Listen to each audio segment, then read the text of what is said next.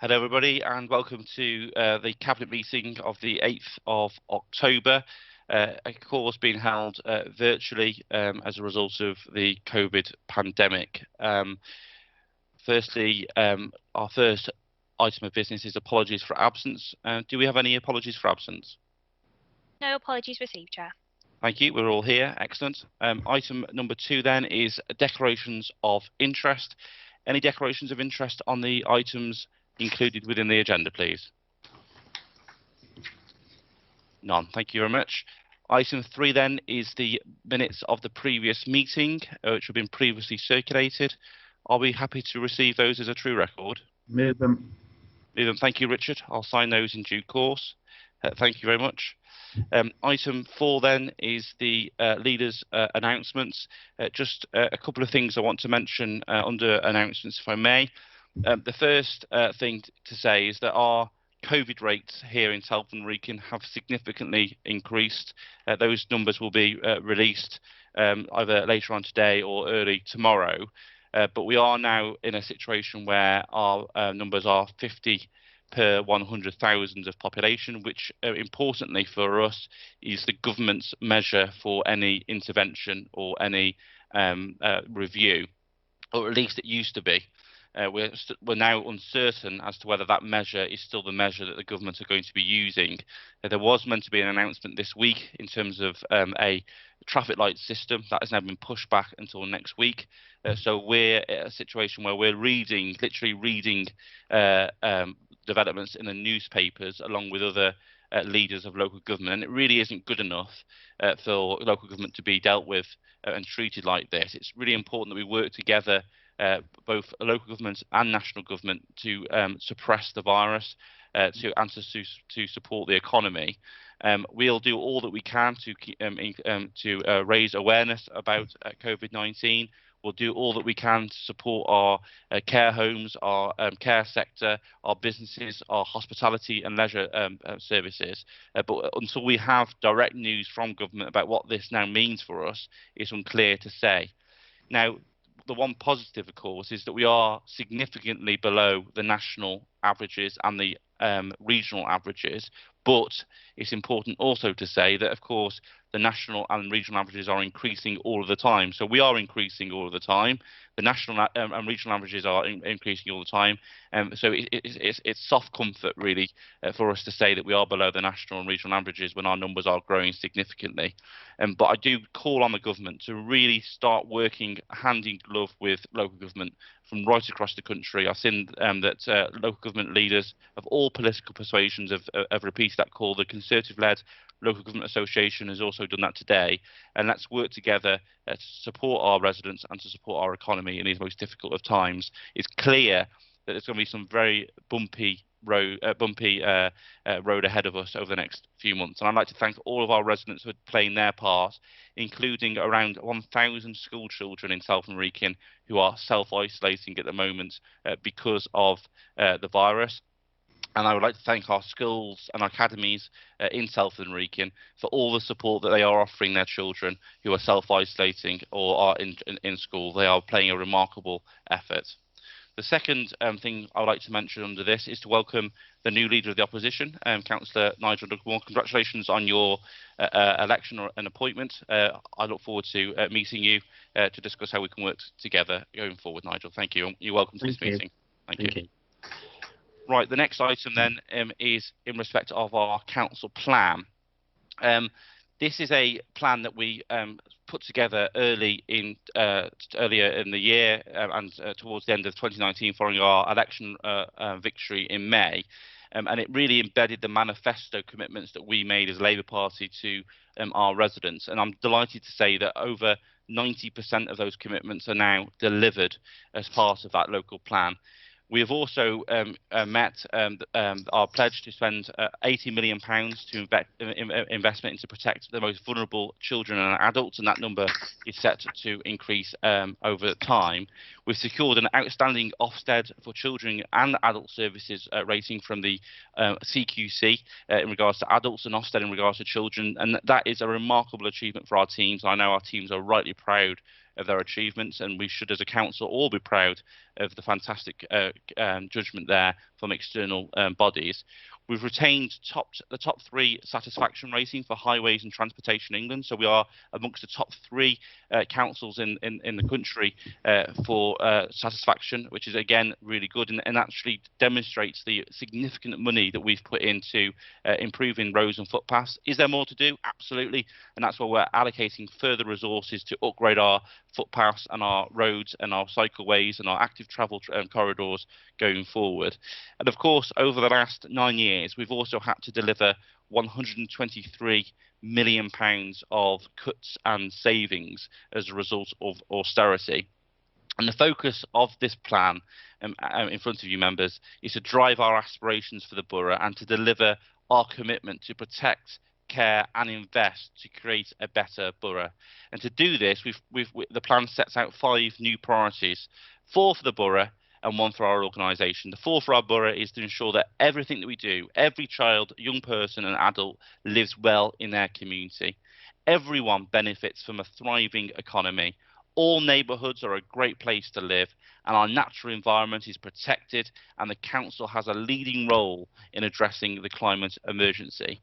And to do that, the organisation has to be focused, and our organisational target and priority is to ensure that we remain a community-focused, innovative council, providing efficient, effective and quality services. And I think over the last 9 years, despite austerity, I know I'm slightly biased, but I do think that we have been creative, we have been community focused, we've been efficient, we've been effective, and we are providing quality services. And that is not a destination that we get to, that is a everlasting journey and an aspiration that we want to be better tomorrow than we were yesterday, and ensure that we are learning from others but also allowing others to learn from us. And it's brilliant to see some of the initiatives that we have delivered over the last few years now being very much a stable diet of local government across the country, and people learning from us about how to do things, which is really, really positive, and it's something we should all be very proud about.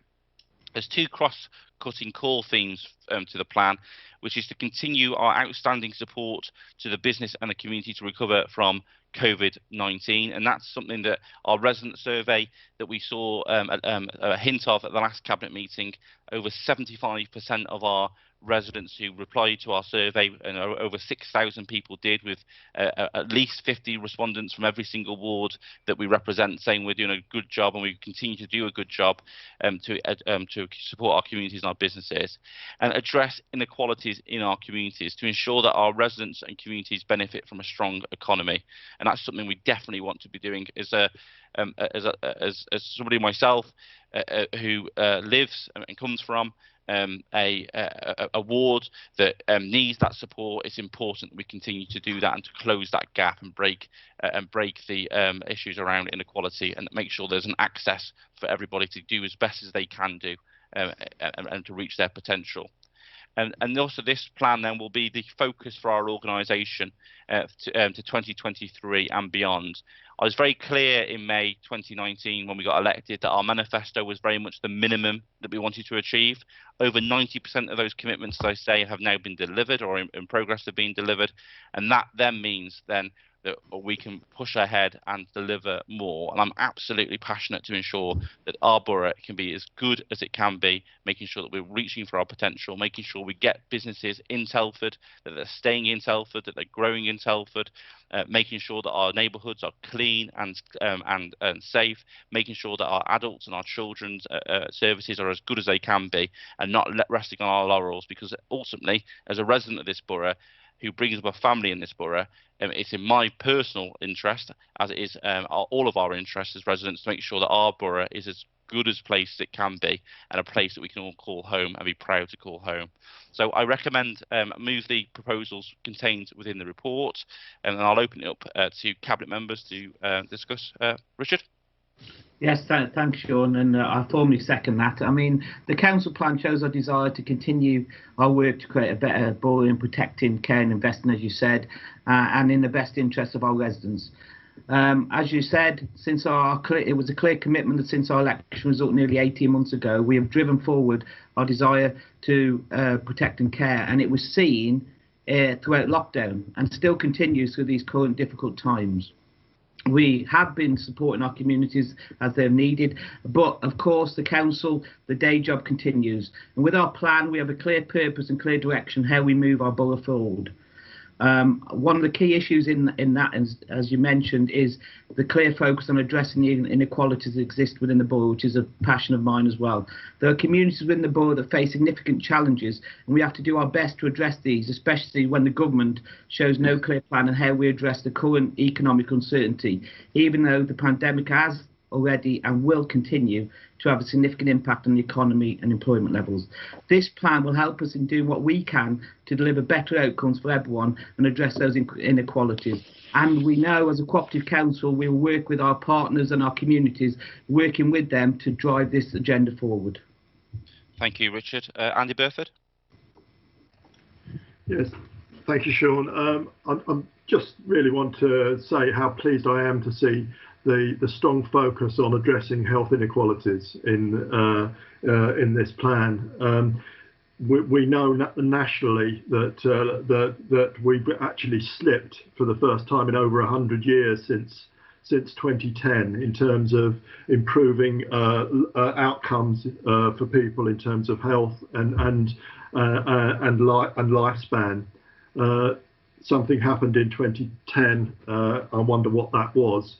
But we locally in Telford and Wrekin have, I think, done all we can to mitigate those effects, and with our healthy lifestyles work, and that continues and is actually going from strength to strength. So that for me is one of the key parts of this plan, and I'm delighted to see it there. We've got huge differences between the best and worst off wards in this borough. But on the other hand, we've got a platform because our communities are strong, our voluntary community sector is strong. We can partly, not wholly, but partly address some of those health inequalities with the work that we're doing. So I'm really committed, and I know the Cabinet are to making sure that work is taken forward. Thank you. Thank you very much, Andy. Shirley?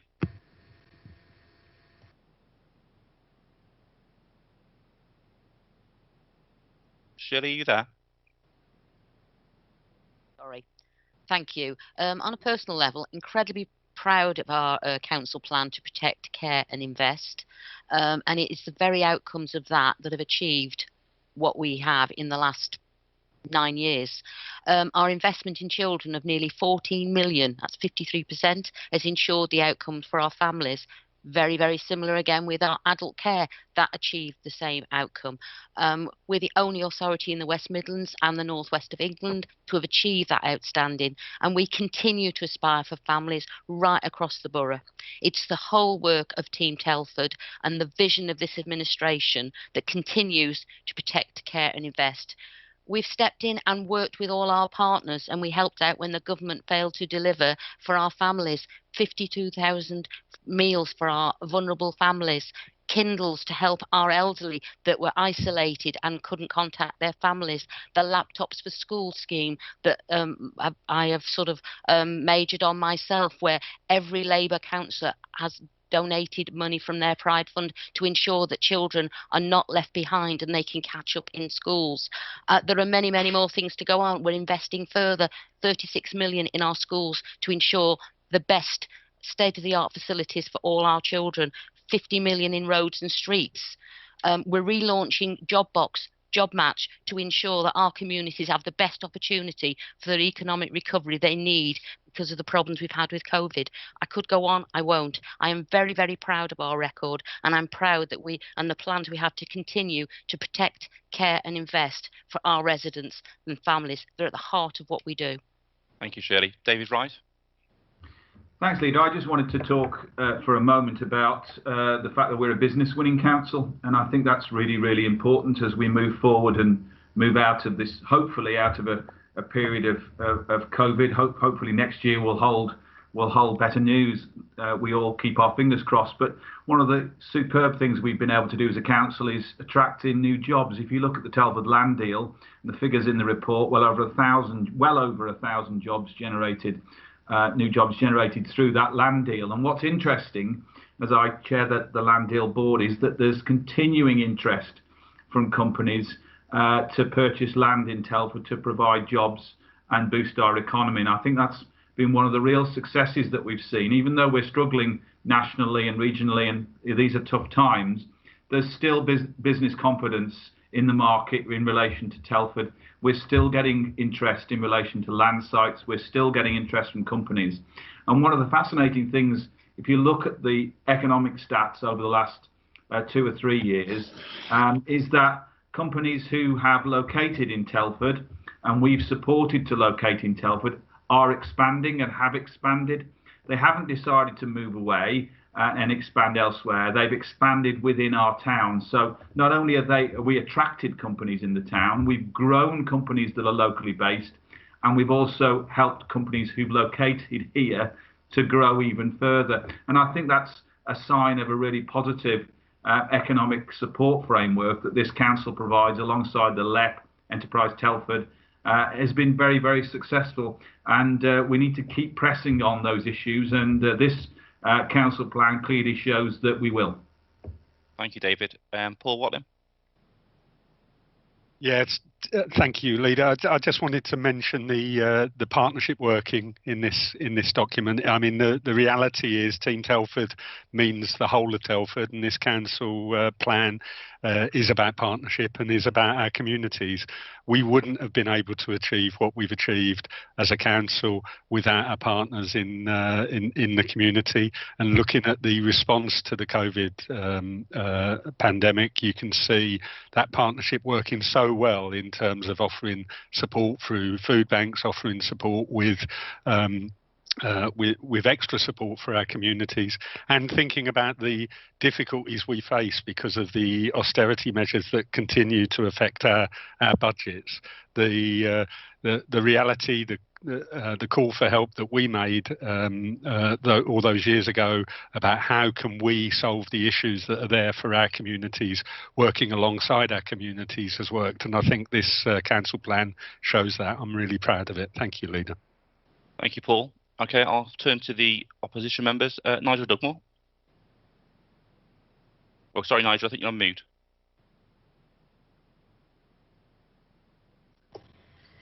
Yeah, thank you, Leader. Firstly, I'd just like to say a big thank you to Andrew Eade, who's been leader of the opposition for the last 23 years. Big shoes to fill, and hopefully I can offer a new perspective on what he's achieved. I mean, turning on to the plan.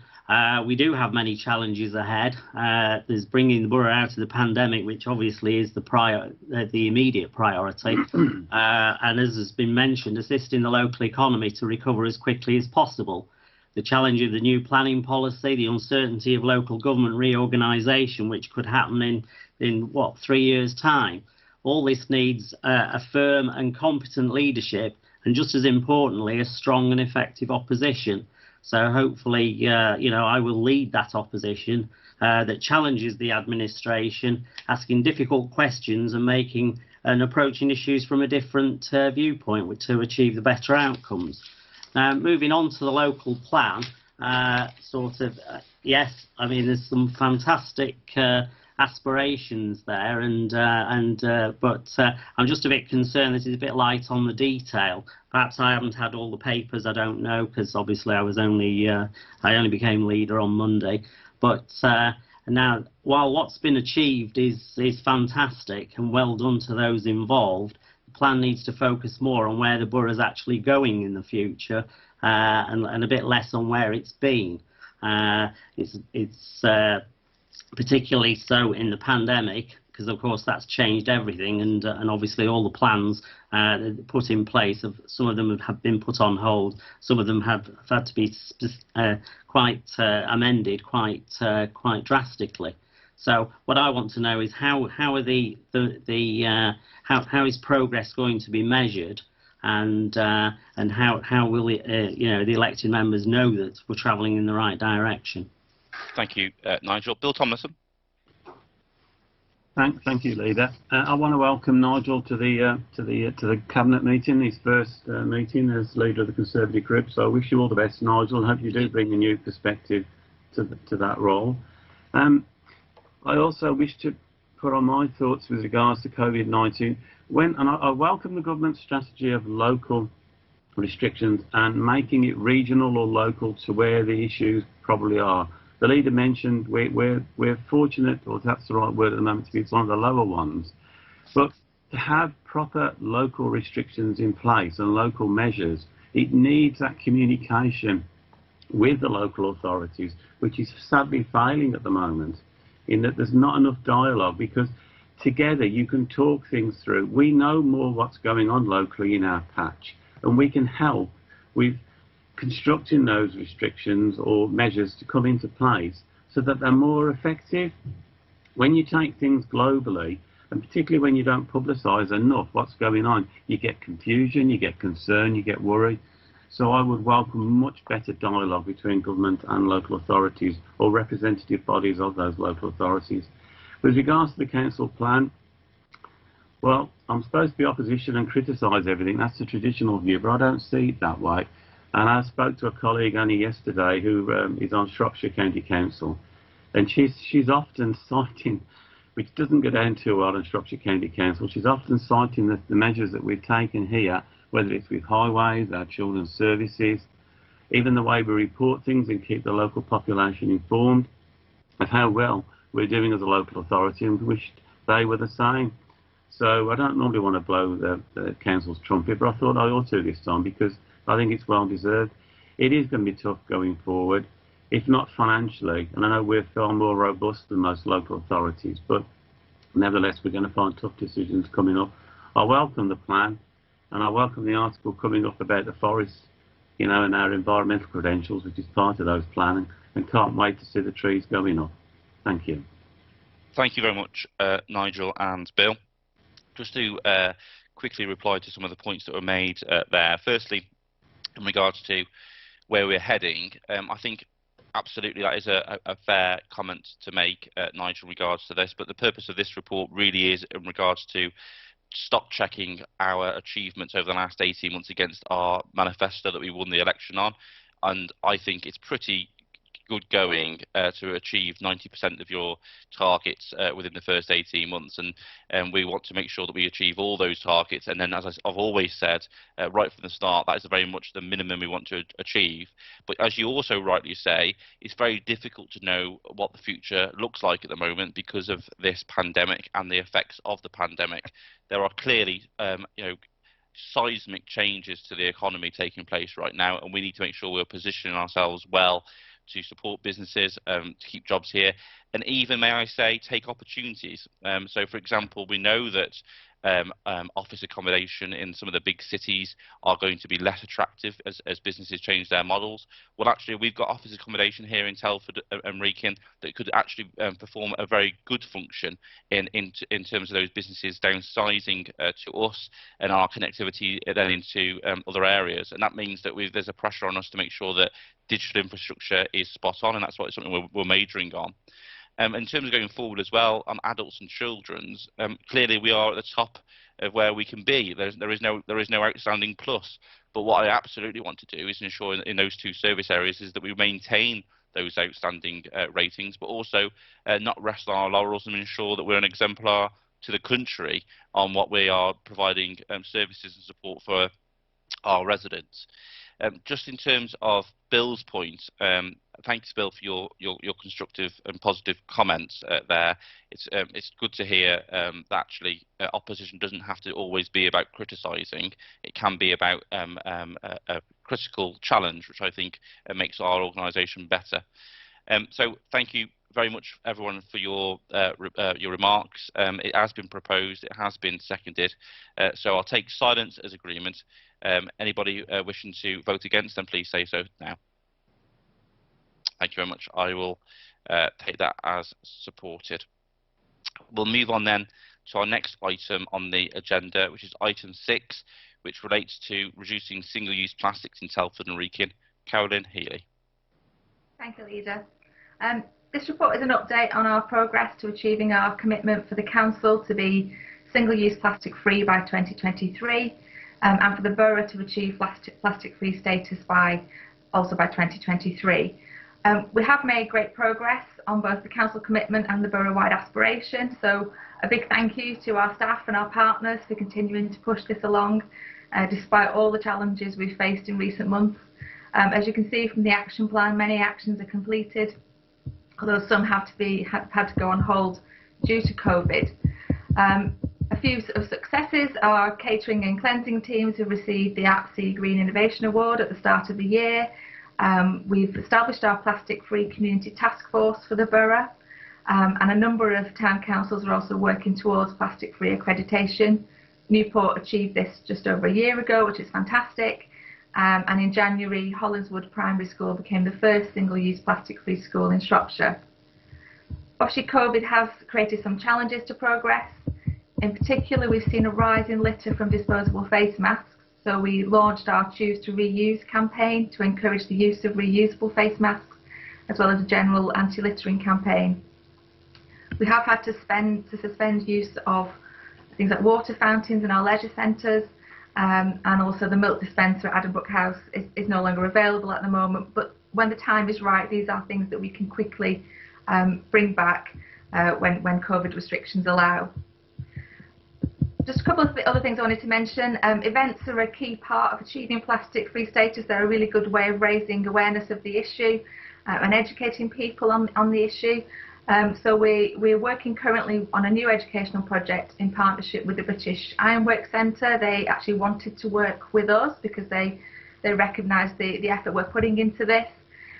This will engage local schools in a project which involves some very large steel fish which will be decorated to talk about, allow schools to then talk about marine plastic pollution and look out for the decorated fish going on display in the spring. As you can see from the action plan, there has been a lot of positive change in terms of the use or stopping using single-use plastic, and we are well on target to being plastic-free by 2023. The report also outlines that as single-use plastic involves the use of fossil fuels in its manufacture, from next year we'd like to report back on progress on this agenda as part of our carbon-free action plan update. The two issues are linked, so that's the proposal going forward. So I move the recommendations contained in the report. Thank you. Thank you very much. Is that seconded? I'll second it, yeah. Thank you, Richard. Any Cabinet members wish to comment? Richard Overton? Yeah, I think it's really useful that we bring these reports back to show the progress we're making. I mean, it's a big issue across the world, and our commitment to be plastic free is key in making sure that that we don't have plastics in our council, but also our borough. And I mean, Carolyn and the work she's been doing is really good. I mean, I've heard town councils like Madeley and Wellington talk about the work they're doing as well to become plastic free, and I think it's a thing we have to do in partnership across the borough. And the key issue is children, and I think Carolyn and a team are working with the schools, because it's the kids that will change things, in my opinion, really. They're the people who put the pressure on the parents not to use plastics, etc. And the key issue, working with the people who made the Knife Angel is really good, and hopefully we'll see these fish not in plastic, so across the borough, and somewhere iconic that people can see what we're delivering as a borough and making it plastics free. As I said, it is a partnership approach, so we can't do it all on our own, so it's taking people with us, and it's great that those town councils and parish councils are on board as well, but we now need to try and go a bit low and get the people involved underneath that in recognising what they can do individually to reduce plastics. Thank you, Richard. Paul Watling? Yeah, thanks, leader. I just want to say thank you to Carolyn for championing this cause through the cabinet, and to echo what Richard has said about the partnership work that's going on across the borough in terms of this. I know Councillor Helena Morgan in Madeley has led Madeley Town Council around this issue, and the partnership working between the Town Council and the borough on this issue is really, really important. It's the only way we're going to change it, and yeah, I welcome the report, and well done, Carolyn. Indeed, thank you very much. Any other comments before I go to the group leaders? No. Nigel, Bill, do you want to comment on this report? Bill, first. Yes, please. I very much welcome the initiatives that have been taken and welcome the lead it's going. You put yourselves up there to be shot when you take on initiatives. So I welcome the boldness because people want to get rid of reduce of these single plastics. The question I'd like to ask, and it's only just popped into my head, and I wish that I could have given you a bit of forewarning. You may not have the answer ready to hand, so don't worry about that. But it's what happens to the plastics, whatever we get left over with. At the moment, we've got a good reputation here for recycling, and we put our plastics in two areas, into the recycling bin, so it goes off and gets recycled, or for plastic bags that can't be recycled, we put them in our waste bins. So what I want, because we've heard some real horror stories over the last few months of plastics ending up in foreign countries. So all I would like to ask is, can you assure us that the plastics that are recycled truly are recycled, and hopefully within the UK? And secondly, I think to educate all the public out there, because they may not be aware of this, I believe all our waste is incinerated or biodisposed of. We don't go to landfill anymore. So I think landfill is one of the worst areas where single-use plastics can end up, which probably still do in some areas because it takes such a long time, if ever, to rot. Thank you. So I just wondered if you could let me know that one. Yeah, we'll do. I'll come back to Carolyn and maybe Lee on those points in a moment. Nigel, would you like to say anything on this report? Yeah, just briefly. Yeah, it's great to see the progress that's been made. Obviously, I'm fully supportive of everything contained in the report. And obviously, appreciate that the pandemic has turned everything upside down, really. Just a couple of questions. I'd just like to know what specific measures are being taken to combat the explosion in PPE waste, because obviously that's something that's hit us without warning. And then on 4.3.4 of the report, it mentions about the Great British September Clean, and with particular focus, quoting, on the plastic waste generated by disposable face masks and gloves. Now that was about 5 months before the pandemic really hit. So you know, sort of, I'm just querying why there was a focus on that when really it wasn't that big an issue at that particular time. Okay, Nigel, thank you. Carolyn, can I bring you in on the two specific questions around from Bill and Nigel? I think they sort of cross-cut into Lee's portfolio as well. Yeah, Lee might want to chip in and correct me if I get anything wrong. But in terms of what Bill's question, our plastic is recycled. Obviously, there's an issue with plastics in that not all plastics can be single-use plastics can be recycled. So that's why we give out information leaflets through Veolia so people know what they can put in their purple top bins. But that is recycled. It's recycled in this country. It isn't shipped abroad. To reassure you of that, I think the key focus, because there are some plastics that are challenging to recycle, the focus really is about reducing the use of single-use plastics. That's really what we want to try to do, because then you don't actually have to go through the process, because the process of recycling itself is also has some energy implications. In terms of the PPE, so which section of the report was that, Nigel? 4.3.4. I think that may well have been a typo. Because we've been, well, the Great British September Clean is something that happens every September. We haven't, obviously this year we have done the focus on the PPE. So it's been this year that the focus has been on the PPE, because that's this year that it's been the issue, and that's the Choose to Reuse campaign that I mentioned earlier. Yeah, okay. Excellent. Lee, did you want to come in? Yeah, just say that Councillor Healy was correct. Councillor Thomason's also correct in terms of what we send to landfill, which is nothing now. We are going to go to scrutiny soon, so I know that Councillor Gilly Reynolds has asked to have a specific focus in terms of our recycling activity as a whole. So we will be presenting our work with Ida Verdi and Veolia to scrutiny.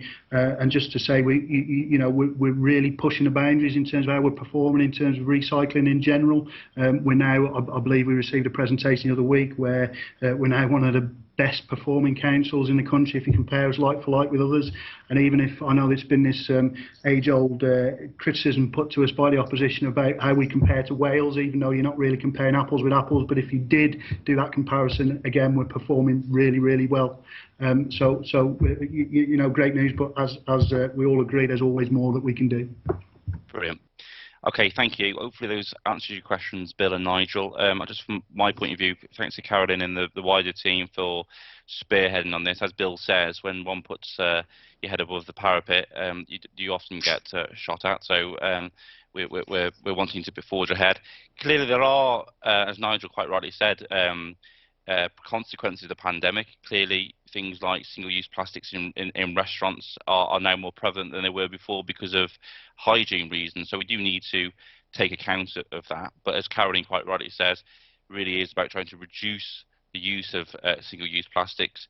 And as Lee says, really importantly, recycle where you can, and we'll do our best with our Veolia contractor to make put those items back into the recycling framework. So brilliant. Okay, thank you, Carolyn. That's been proposed and seconded. Once again, I'll take silence as agreement. So anybody against, please say so now.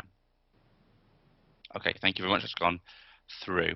Okay, we'll now move on to our next item on the agenda, which is item 7. And this is in regards to a referred council motion. This is a council motion that went to council on the 16th of July, which read, this council resolves for all political groups to join together to develop a community think green, think local strategy for the borough. That was then moved to cabinet because it's a policy decision of the council, and that sits with the cabinet. I think also the motion was pretty light on detail about what that meant.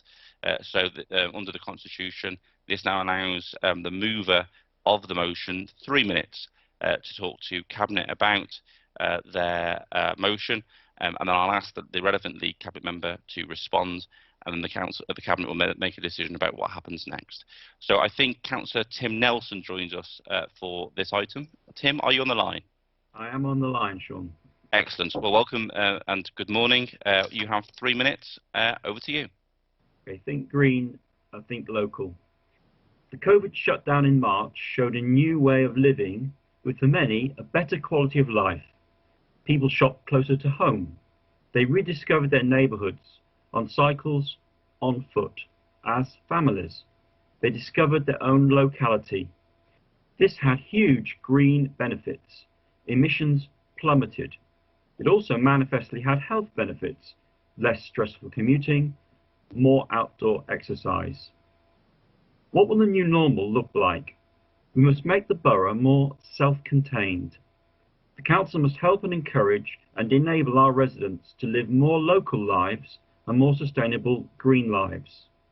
The council's climate action plan is currently council operations and emissions focused. It is light on detail, however it is progressive. It has nothing like wide enough a scope. We need a local transport policy that aspires to make the private fossil fuel car redundant for most travel in the borough. We need a local food policy. We need a home working policy. Vastly more electric vehicle charging. Residential electric vehicle charging. Vastly more rooftop solar generation. Western Power must enable this generation and return of excess power to the grid. Is the council attending Western Power's regional workshop on the 10th of November to define their future plans? A fixed route network for the borough, integrated rail, trams and battery or hydrogen guided buses. It is currently easier to get to Shrewsbury from Wellington by rail than it is to get to Halesfield. This must be wrong. We need a school transport policy that serves everyone and does not create unintended consequences of forcing the children of ordinary working parents to be driven by fossil fuel car to school, for instance, 1 minute, Tim. Faith or grammar school, because they're now denied a free school bus. The council should create and promote a local food policy. We should set ambitious targets for the proportion of food that is consumed within the borough, to have been produced within the borough, and Shropshire? Why not quadruple the number of allotments, or 10 times the number of allotments? The land is there. T&W are proposing houses on council-owned land in Newport. Reallocate a small sector of this land for allotments. The parish council has a waiting list. 10 seconds, Tim. Balance all new houses with new jobs at the same time. Facilitate home working. The list of green and local opportunities is endless. E-scooters, farmers markets. We urge and I respectfully ask you, widen your ambition. Think green, think local. Thank you. Thank you very much, Tim. I'll ask Carolyn Healy to respond as the most relevant Cabinet member to the motion. Thank you. Thank you, Leader, and thank you, Councillor Nelson, for coming to Cabinet today to talk through your motion and giving Cabinet time to consider the proposal. As the Leader said, this is policy area, and that's why the matter was referred to Cabinet. So the motion suggests the adoption of a Think Green Act local plan, and the crux of this, obviously, is around capturing those positive effects that we saw, early on in the pandemic, as you described, Councillor Nelson, people driving less home, people discovering their local green spaces, and supporting local shops and businesses when the high street started to reopen, and also people then holidaying, having the rise of the staycation. And you're quite right that whilst these changes in behaviour have primarily been about staying safe during the pandemic, these actions have led to reductions in greenhouse gas emissions, and we of course want to capitalise on that and ensure that we don't go back to normal, but instead we go forward to a better normal that's better for our well-being, as well as being kinder to the environment. And you'll be pleased to know that that is exactly what this administration is doing. So very early on in the pandemic, we established a series of recovery, reform and reset boards to take the council from its initial emergency response into the post-COVID world. So these boards are led by the relevant Cabinet members and have been meeting weekly to quickly develop and deliver on actions. So these include things like improving infrastructure for sustainable and active travel. Some of that has been following our successful bid to the Emergency Active Travel Fund, and of course we're now then working up the funding needed for the more substantial projects that we would like to see. We've had significant investment in our high streets, obviously initially around COVID safety, but we're continuing to invest in our high streets through our Pride in the High Street funding to ensure that they remain vibrant places where people will shop locally rather than travelling long distances for shopping, as well as obviously supporting jobs. We're continuing to protect and enhance our green spaces and improve access to and around those green space sites through a range of investments, including things like landfill tax funding through Potters, but also supporting bids to the Green Recovery Challenge Fund, and that's being led by the third sector. We've also launched the My Well Telford sort of Twitter account that's just a way of keep promoting the exploration of those local open spaces, so that we do ensure that people stay local and understand what they've got on their doorstep. Our destination team have been working with our visitor economy sector to initially again to ensure COVID safety assurance, but also again looking at that market, so switching our focus from marketing Telford as an international destination, particularly in respect of Ironbridge, to a more local and regional market as an ideal place for that UK-based holiday. So that again we help to address the issues of climate change there with people not travelling as far. You'll be aware of the work being done to review the local plan, and I'll let Councillor Wright come in to perhaps talk a little bit more about that. But what I would like to say is the local plan review does have climate change at its core. That's very much what the local plan review is about. So some of the issues that you've raised around mixed use communities, that's exactly what we're trying to achieve. We of course have a legacy in Telford as a new town, in the new town area of zoned development with housing in one areas, industry in others, shopping in others. So it will take a while to break that down, but one of the things that we also have is a good infrastructure network of things like active travel routes, and we've been assessing all of those to understand what improvements are needed, and that work is ongoing. You mentioned the carbon neutral plan as being currently focused on The council's actions, well, yes, it is, because that's the council's plan. We have a climate change partnership for the borough, and that group is developing the actions for the borough as a whole. It's not really right for us as a council to dictate what the private sector and community sector should do. So those partners are now working on developing that action plan, so that is something that they own and can deliver on. The motion also seeks all member involvement, and I would hope that all members, do support the work being done. This will be an issue that certainly the Environment Scrutiny Committee will oversee and no doubt provide robust challenge to. And I know most members have signed up to the member drop-in sessions that are coming up, so we can again talk more and get into a bit more of the detail, which is really encouraging. And of course, we'll continue with future engagement opportunities so that members can work together. So for me, I hope that gives some reassurance that the kind of things that you're talking about you'd want to see in a Think Green at Local plan are coming out of the work we're doing through our Recover, Reform and Reset work and the local plan review. Therefore, I don't feel that we need an additional piece of work, but I think it's already being done. So my view is that we should as a cabinet reject the motion as it stands, because I don't think a separate piece of work is required, but that we of course come back to council to report back on the progress that we are making on all of these issues. Thank you. You're on mute, Sean. Thank you.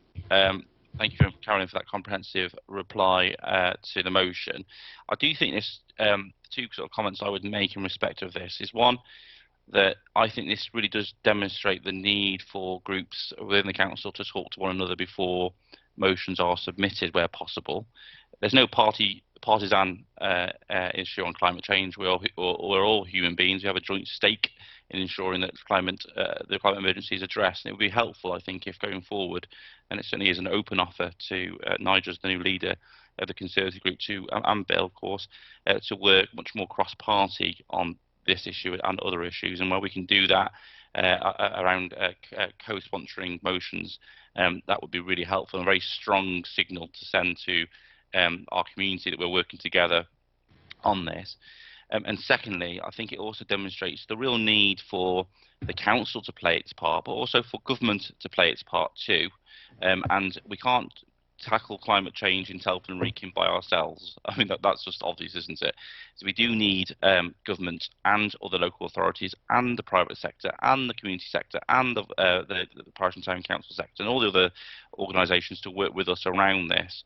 And I think one thing I will agree with Tim on is that I do think this the pandemic has changed the way in which people think about lots of things. Including in that is the way in which they want to operate their lives and access their green spaces and their work-life balance. And the amount of people I've spoken to who have explored and discovered different parts of Telford Wrekin over the last few months has been absolutely brilliant. And actually, we know that we've got more local nature reserves than ever before. We've got more green guarantee spaces protected than ever before, and we should be celebrating that together. I hope that we can work together going forward. So the recommendation is that we reject the motion as it is worded, but there's a very clear offer from me to work cross-party on this issue. Again, I'll take silence as agreement to that recommendation as proposed by Carolyn. Okay, thank you very much. Thank you, Tim, for attending our cabinet meeting today. We'll move forward then to the next item on the agenda, which is the procurement update. Councillor Ray Evans.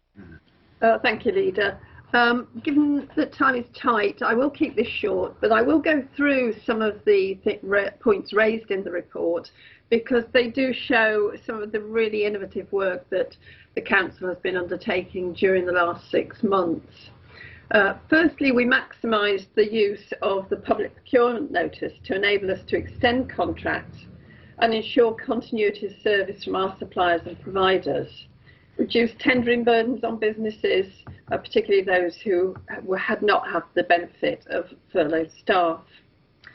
Using the particular rights afforded to us by the PPN, we offered supplier relief to some of our providers for services that they could no longer deliver, but were their sole source of income. We did this to ensure that when they came out of lockdown, they were still there to support us. And this proved to be invaluable, as some of those providers went the extra mile to support us in other ways, such as delivering food and carrying out urgent transport. We also supported the social care sector with funding to enable them to manage their excessive consumable costs and to keep their staff and our residents safe when receiving care. The next round of grant funding for this sector is due soon and will help support those providers in the same way for another 6 months. We're optimistic about the Green Paper due at the end of the year, as this will support local procurement and therefore our local businesses, as it spells out the procurement reforms that we will be able to go forward with post-Brexit. We'll know more about that in January, and I'll bring that back to Cabinet then. I'd like to make a special thanks to our procurement team who've worked tirelessly with our health and safety teams to make sure that we had all the right PPE for our staff and those we support in the borough. We were stocked and prepared for winter, but are not complacent and continue to check supply chains, patterns and review the quality of both the individual council, both through the individual council and parts of the West Midlands Regional Procurement Group. Our focus is now on finding local supply chains to help us reduce the carbon impact of global purchasing. Tim will be glad to hear. Cabinet colleagues may not be aware that there is a requirement to deliver social value as part of our procurement practice. Apologies if you are. It's a key enabler to helping us to achieve our priorities to protect, care and invest in our borough. So I'd like to draw your attention to an exciting innovation, which is our current trialling of a social value portal, which will be part of Live Well Telford. It's a kind of swap shop on which we will provide a place for our local voluntary, community, small business and micro organisations to post their social value activities, and these will be together with the opportunities for prospective tenderers to see how their skills and experiences could be used to deliver those. So we're matching people who have to have social value in their tender with those who have activities that can deliver that within our borough.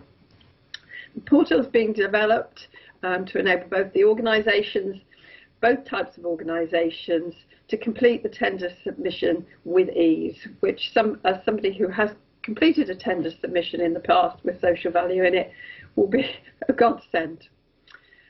Finally, I'll just draw your attention to the Council Modern Slavery Transparency Statement, which has been updated and now reflects our white ribbon commitment. Attached to Appendix A is the usual list of new and ongoing procurement projects. You'll also be able to see where we have delayed a number of these due to COVID. Cabinet is asked to note and approve this report.